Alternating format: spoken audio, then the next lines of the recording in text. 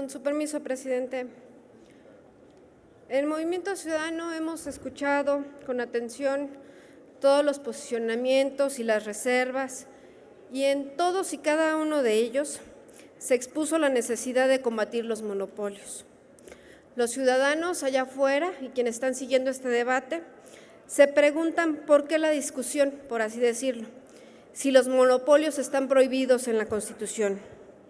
Y les respondo, es sencillo, porque esa es la realidad de nuestro país.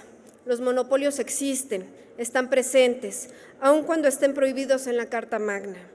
Una figura más que es letra muerta en nuestra Constitución y que, por supuesto, rebasa la situación actual de los mexicanos. Y también debo decirlo, esta ley no acabará tampoco con los monopolios.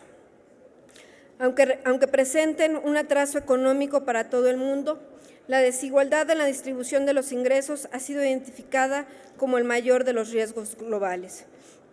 Según información de una organización no gubernamental británica, Oxfam, que es una organización que moviliza el poder de las personas contra la pobreza, la mitad de la riqueza del mundo es administrada por el 1% de la población mundial.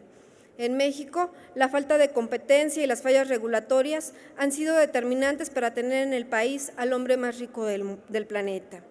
La Organización para la Cooperación y el Desarrollo Económico también mostró un estudio titulado «Gobernar para unos pocos», que los ingresos de 1% de las personas más ricas del planeta representa 65 veces la riqueza acumulada del 50% de la población más pobre.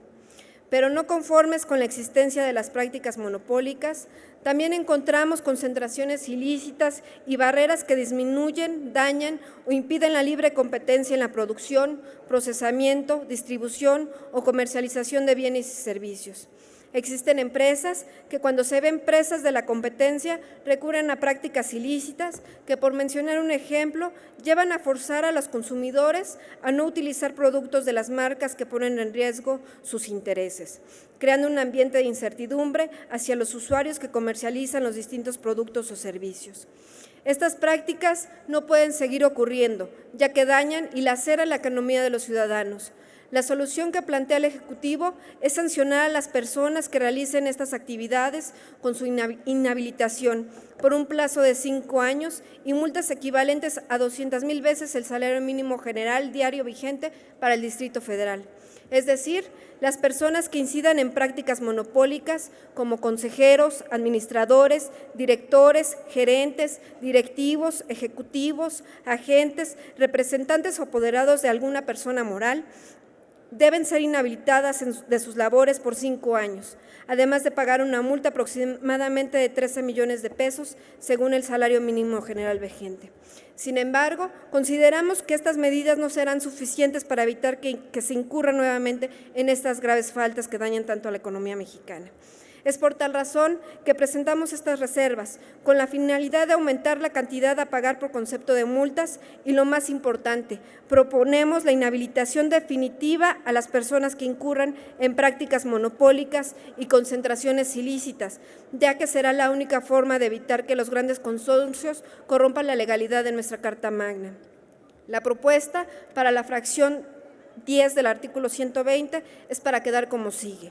Inhabilitación definitiva para ejercer como consejero, administrador, director, gerente, directivo, ejecutivo, agente, representante o apoderado en una persona moral, y multas hasta por el equivalente a 300,000 veces el salario mínimo general diario vigente para el Distrito Federal a quienes participen directa o indirectamente en prácticas monopólicas o concentraciones ilícitas en representación o por cuenta y orden de personas morales.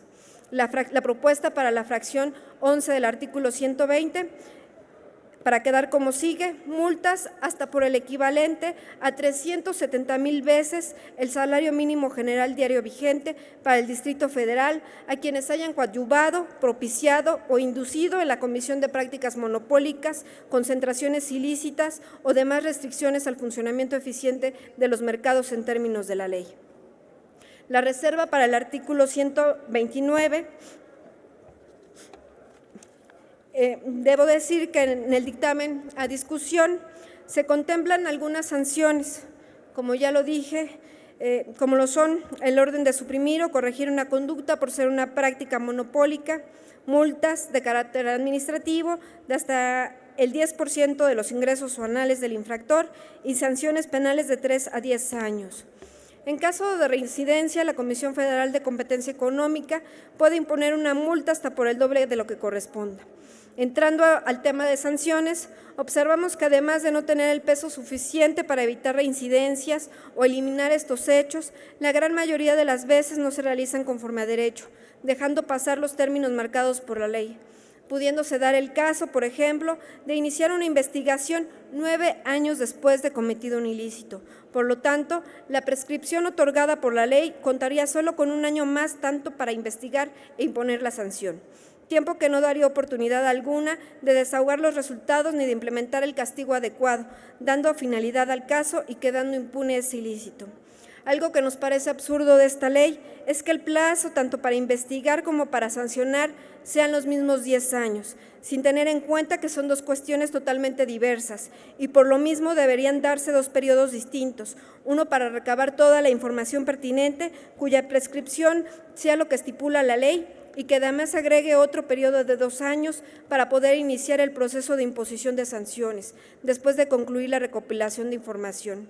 Esto nos hace entender que si bien las investigaciones realizadas por las autoridades competentes no se realizan de una manera adecuada, el tiempo para generar una sanción se traslapará y no podrá ser suficiente para ejecutar la misma con base a lo que señala en esta ley. Añadiendo este periodo extra para imponer las sanciones, se podrá hacer más eficiente la revisión del producto de las investigaciones y así no se tendrán excusas por parte de las autoridades de no poder imponer los castigos por falta de tiempo o pruebas. Por lo que se propone que en el artículo 129 del dictamen se agregue una última parte para quedar como sigue. Para la imposición de sanciones transcurrirá el plazo de 2 años después de terminadas las investigaciones. Muchas gracias.